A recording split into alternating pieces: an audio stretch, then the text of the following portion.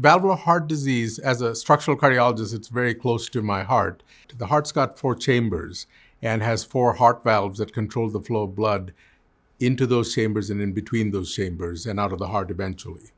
And so these valves over time can either get stenotic, which is they get tight, or they can get leaky, called regurgitation or incompetence.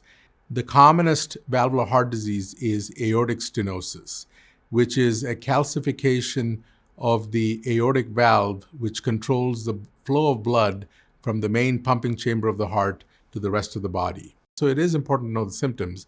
You can have shortness of breath with activity. The 2 symptoms that are probably more common is dizziness, unexplained dizziness, passing out, swelling of your legs, typically what's called heart failure. So valvular heart disease can lead to heart failure, shortness of breath with activity. Sometimes it's just tiredness. Those are symptoms to watch out for.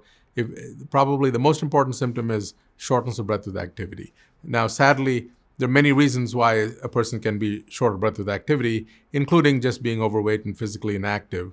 But before we blame it on that, make sure you see a doctor who listens to your heart, make sure and ensures that nothing else is in play. Once we've identified that you have aortic stenosis, typically your doctor will keep an eye on it. And these days, thanks to more awareness, echocardiography, we're usually catching this very early, and then as patients develop symptoms, there's some interesting studies that show that once you reach severe aortic stenosis, I think the paradigm will change in the future where we're going to replace these valves sooner and sooner, since we have technologies that are very low risk compared to open heart surgery. But open heart surgery remains a valuable tool, and the way these decisions are made, we have what's called a heart team approach. So it's not just the structural interventional cardiologist like myself going, oh, you need a heart valve, this is what we're going to do. It's a collaborative approach between the cardiothoracic surgeons who do the open heart surgery and who collaborate in the TAVR procedure. We make a decision about, for the individual patient, what makes most sense.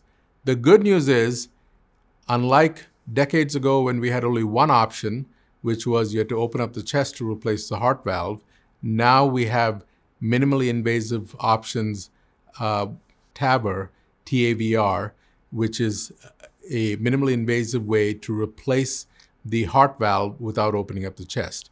Typically, it involves going up through an artery in the leg and deploying a new heart valve inside of the diseased heart valve, which then gets crushed to the side and acts as an anchor for the new heart valve, which then functions like new.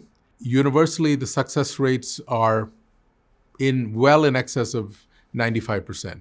So it is, a TAVR, whether it's TAVR or surgical AVR, the technology has evolved so that you can expect that the vast majority of patients are going to have outstanding technical results. There's a lot of new technologies, lots of innovation happening, and I think the most important message is that your Marshfield Clinic structural heart teams based out of Marshfield and Weston will offer you the best technology there is worldwide.